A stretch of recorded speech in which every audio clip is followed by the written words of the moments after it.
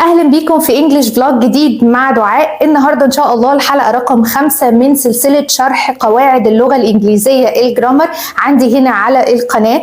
النهارده ان شاء الله هشرح لكم شرح كامل لزمن الماضي المستمر الباست كونتينيوس. بس ما تنساش اول حاجه لازم تعملها دلوقتي حالا، اشترك معايا دلوقتي حالا في القناه وفعل الجرس كمان علشان يوصلك كل فيديوهات الشرح بتاعتي.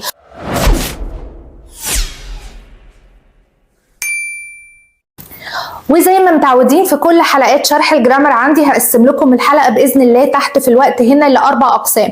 اول حاجه خالص ازاي هتكون جمله في زمن الماضي المستمر الباست كونتينيوس، وتاني حاجه امتى تستخدم الزمن ده، وتالت حاجه ازاي نعمل سؤال وازاي ننفي الجمله في زمن الباست كونتينيوس او الماضي المستمر، واخر حاجه خالص هي الكلمات الدلاليه او المفتاحيه اللي اول ما تشوفها على طول تعرف ان الزمن دوت هو الماضي المستمر فبالتالي تتكلم صح. اول جزء خالص ايه هو تكوين الجمله في زمن الماضي المستمر الباست كونتينيوس. بمنتهى البساطه كده الزمن بيتكون من was aware زائد الفيرب معاه ing يعني الجيرد. شفتوا؟ مش بقول لكم الحلقه ان شاء الله النهارده سهله وبسيطه، هو ده كل الماضي المستمر. was aware زائد الفيرب معاها ing. طيب حلو قوي. امتى هنستخدم يا دعاء was وامتى هنستخدم were؟ خليني اوضح لكم. was افتكروها دايما انها بتكون المفرد. معناها ايه؟ لما يكون عندي الضمير I he she او it على طول هنستخدم was. يبقى I was, he was, she was, it was. perfect. طيب امتى هنستخدم were؟ لما يكون عندنا الضمير you, we او they. ازاي بقى؟ you were, we were, they were. وقولوها معايا كده كده. ده تكوين الجملة بشكل مبسط جدا جدا في زمن الماضي المستمر. تعالوا بقول لكم امتى بنستخدم الزمن ده بالظبط. أول استخدام لزمن الماضي المستمر الباست كونتينيوس هو لما نكون بنتكلم عن حدثين كانوا في الماضي، يعني حدثين كانوا شغالين في الماضي وجي حدث تاني قطعوا. خليني اقول لكم مثال علشان الدنيا توضح معانا اكتر. يعني مثلا لما اقول بالعربي امبارح ماما كلمتني لما انا كنت بطبخ، تمام؟ دي بقى لما نيجي نقولها بالانجليزي هنقولها ازاي؟ هنقول I was cooking, I was cooking ing اهو when my mom called. يبقى I was cooking when my mom called. وكمان شوية هشرح لكم الفرق ما بين قاعدة when و while لكل الطلاب كمان، لأن ده سؤال بيجي في كل الامتحانات بالنسبة للثانوية العامة. مهم جدا جدا النقطة دي، فخليكم معايا وتابعوا معايا الفيديو. فهنا في المثال قلنا حدثين اهم. واحد اللي هو I was cooking يبقى ده الحدث اللي كان مستمر في الماضي. وبعدين ايه اللي حصل؟ My mom called يبقى ماما اتصلت بيا، والدتي اتصلت بيا، كمان ده حاجة حصلت في الماضي فقلناها في ال past simple. So I was cooking when my mom called. perfect. مثال تاني It was raining when we went outside. It was raining يبقى ده ايه؟ ماضي مستمر اهو past continuous. الدنيا كانت بتمطر. when we went outside ده past simple. على فكرة دي الحلقة رقم 2 في سلسلة الشرح عندي لقواعد الجرامر. هحطها لكم دلوقتي حالا في الاي علشان كمان تشوفوها لو ما كنتوش شفتوها، اللي هو شرح زمن الماضي البسيط. تمام؟ فهنا احنا بنقول حدثين كانوا في الماضي. الاول المستمر اللي كان شغال اللي هي في الحاله دي مثلا المطره هيكون بزمن الماضي المستمر الباست كونتينيوس. ف it was raining. حلو قوي perfect. والحدث الثاني اللي قطعه هتقولوه في ايه يا جماعه؟ ممتاز، في الباست سيمبل بمنتهى البساطه. هنوصل للاستخدام رقم 2 وهم لما نكون بنتكلم وبنحكي عن حاجتين كانوا حاصلين مع بعض في نفس الوقت في الماضي. سهله قوي، حاجتين هم حاصلين مع بعض ومستمرين مع بعض في الماضي، دول كده الاثنين هنقولهم بزمن الباست كونتينيوس. طب ما تيجي تقول لنا مثال. My son was playing, he was playing while we were watching TV. ها تاني. My son was playing. ابني كان بيلعب while we were watching TV. وقت ما احنا كنا بنتفرج على التلفزيون. اهم الاتنين قلناهم فين؟ في past continuous. يبقى تاني الاستخدام ده مهم قوي وحلو قوي. حاجتين كانوا حاصلين ومستمرين مع بعض في الماضي هنقولهم بزمن perfect past continuous. تعالوا اقول لكم مثال تاني كمان لتاني استخدام اللي هو حدثين حاصلين في نفس الوقت في الماضي هنقولهم past continuous. مثلا Sarah was speaking to me مثلا على التليفون.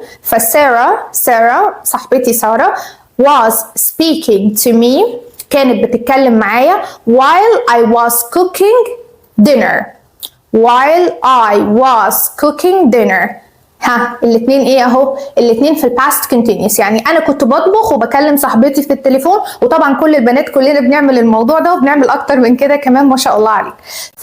كمراجعة بسيطة جدا احنا بنستخدم الماضي المستمر لما نكون بنتكلم عن حدثين بيحصلوا مع بعض في نفس الوقت في الماضي. تعالوا نقول اخر وثالث استخدام دلوقتي. ثالث واخر استخدام لما نكون بنتكلم عن حدث كان مستمر في وقت معين في الماضي. ها ازاي بقى؟ مثلا دعاء انت كنت بتعملي ايه امبارح الساعة 3؟ هقول انا كنت بشتغل مثلا، او انا كنت بصور مثلا. طيب الجملة اللي هي كنت بشتغل اهو في وقت معين اللي هو الساعة 3 هنقولها بزمن past continuous. فهنقولها ازاي بالانجلش؟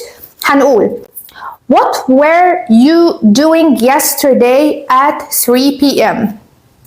What were you doing yesterday at 3 p.m. ما تخافوش شوية هقول لكم ازاي نعمل الأسئلة دي قدام في الفيديو، خليكم معايا. فأنت كنت بتعملي ايه امبارح الساعة 3؟ I was working at 3 p.m. I was working at 3 p.m. وممكن نقول yesterday كمان. I was working yesterday at 3 p.m. أنا كنت شغالة امبارح الساعة 3. يبقى ده كده تالت استخدام لزمن past continuous. لأنك كملت لحد دلوقتي معايا في الفيديو فهقول لك شرح زيادة وخصوصا لطلاب الثانوية العامة. ركزوا معايا دلوقتي حالا. الفرق ما بين when و while. امتى نستخدم when وامتى نستخدم while والكلام ده كله. بصوا احفظوها كده ورايا وقولوها دلوقتي حالا ورايا. when بيجي وراها past simple. while الكبيرة while اهي while أطول من when 4 حروف while 5 حروف ولا 6 حروف ماشي. المهم when past simple while past continuous. سهلة هقول لكم كمان شوية أمثلة. يبقى when هيجي وراها ايه؟ perfect past simple. while هيجي وراها ايه؟ past continuous. تعالي بقى قول لنا شوية أمثلة. وعلى فكرة أنا دايما بجد بعلم الحاجات اللي عايزة أحفظها زي ما قلت لكم من شوية when قصيرة فهيجي وراها past simple لأنه تكوينه بسيط وقصير. أما while فهي أطول شوية فهيجي وراها past continuous. أنا بجد بعلم الحاجات كده وممكن هتلاقوني كمان خلال الفيديوهات وأنا بشرح بقول لكم الكلام ده زي ما بعمل مع الطلبة بتوعي. ممكن يجي لك السؤال في الامتحان يقول لك I was cooking when my mother called. when my mother called دي past simple. ها تمام. يجي لك بقى السؤال يقول لك حولها واستخدم while. بدل when شيل when وحط بدلها while. هتعملها ازاي بقى وتكون صح في الجرامر؟ تعالوا اقول لكم. يبقى احنا بنقول I was cooking when my mother called. فهنقولها while. ممتاز. I was cooking. ها لان ده زمن الماضي المستمر اللي عندي past continuous اللي عندي فخدها على طول حطها ورا while. فهتبدأ الجملة while هتقول while I was cooking my mother called. past simple اهو. يبقى while past continuous past simple while past continuous وراها على طول past simple. احفظوا وقولوا معايا كده. وصلنا لثالث جزء ازاي هنعمل سؤال وازاي هننفي الجملة. ببساطة جدا هنبدأ بجزئية النفي. هتنفي الجملة ازاي؟ زي ما قلت لكم في الحلقات اللي فاتت لو ما شفتوهاش لازم تشوفوها وهسيب لكم البلاي ليست كلها هنا دلوقتي تظهر لكم كمان في الآي. هنحط ايه؟ ممتاز. هنحط not على طول بعد was أو were. حط not على طول هتنفي الجملة. تعالوا نقول أمثلة. I was not working yesterday. I was not. I was not. أو لو عايز تقولها بقى سريعا كده يلا ادمجوها معايا وقولوا wasn't. wasn't. I wasn't working yesterday. وعلى فكرة في النفي اللي هي التي اللي بعد اللي في آخر not في كتير جدا خلاص ممكن لما تيجي تتكلم وتتكلم أسرع شيلها، شيل التي خالص. ف I wasn't working yesterday. شفتوا سهلة ازاي؟ يبقى أنا ما كنتش بشتغل امبارح. I wasn't working yesterday. He wasn't playing tennis yesterday. He wasn't playing tennis. حتى من غير yesterday. ها. He wasn't playing tennis. يعني هو ما كانش بيلعب تنس. They were not talking. They were not talking. يلا ندمجها. weren't. They weren't talking. They weren't talking. يلا قولوا معايا. يبقى هما ايه؟ ما كانوش بيتكلموا.